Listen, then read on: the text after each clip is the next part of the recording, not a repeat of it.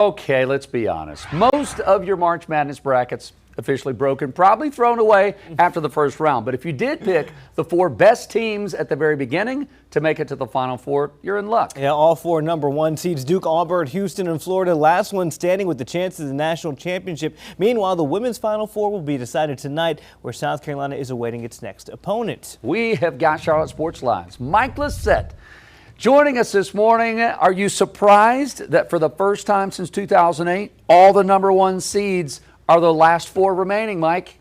Am I surprised? Yeah. Am I surprised that this is my bracket? Yeah, I'm surprised. No, I mean, it's funny when you mention it. Like if you would have filled out your bracket and picked them all, I'd say, man, you're really going on a whim there. But I mean, here we are. I mean, first time since 2008. You said it. The best one, which I guess is the way in the way the tournament's supposed to work. You want to reward those teams who have those great seasons. It's not necessarily what the fans want, but I think we're going to see some good basketball this week. And I think, yeah, no Cinderella squads, but we do have four efficient basketball teams that know how to play the game. And I think we're going to see some good games. Look, we got to talk about Duke, since they are the lone Carolina team on the men's side remaining there. They continue to win and continue, at least in a lot of analysts' minds, to seem like the best team out there. What's your thoughts on Duke heading into the Final Four and chances to cut down the nets?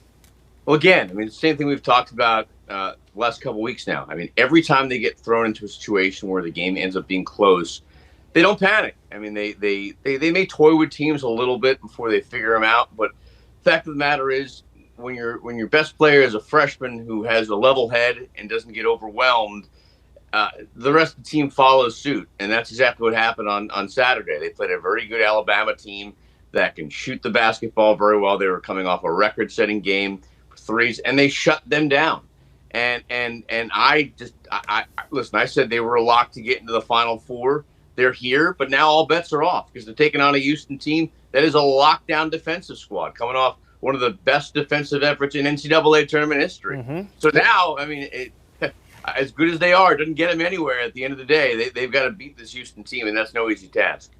Well, and I'm looking at the stats between Houston and Duke, Mike, side by side all the way down. You did mention their defense when it comes to steals and blocks. They do beat Duke. But in every other category, Duke trumps Houston. Field goals, three-pointers, free throws, rebounds, assists. I mean, it just keeps going on. What does your heart tell you about Duke making it to the final game?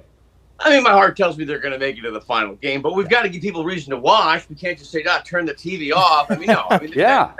That's the beauty of the tournament. And you talk about Houston's defense. You say, yeah, they're dominant, but that defense, when it gets going, I mean, they were taking on a Tennessee team that's lights out, and they held them. I think they were 0 for 14 to start the game from three. They end up scoring, I think, 14 first-half points, which is the lowest point total since 1979. That's the same year Magic Johnson and Larry Bird played in that famous game in Utah. That was still the highest-rated college basketball game of all time. That's how good of a defense we're talking. So, yes, my gut tells me that Duke's going to win. But what if Cooper Flagg starts missing every shot? What if he rolls his ankle? What if Proctor can't hit threes? Don't you put that bad juju on Cooper. Don't you say that. And Mike, real fast, here's another reason to watch. I found this. The last Carolina team to play in San Antonio in the Final Four was UNC, and they ended up losing to Kansas. So Duke's they got some pressure. They got some pressure on them.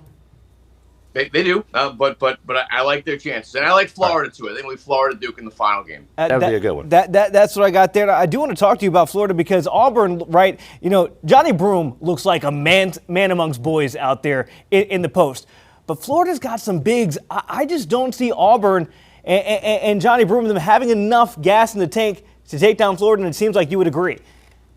I would, but again, Auburn is a team that has been through a lot this season. They were the best team in the nation for most of the year before, I think, losing 4 of their last 5 games going into the tournament.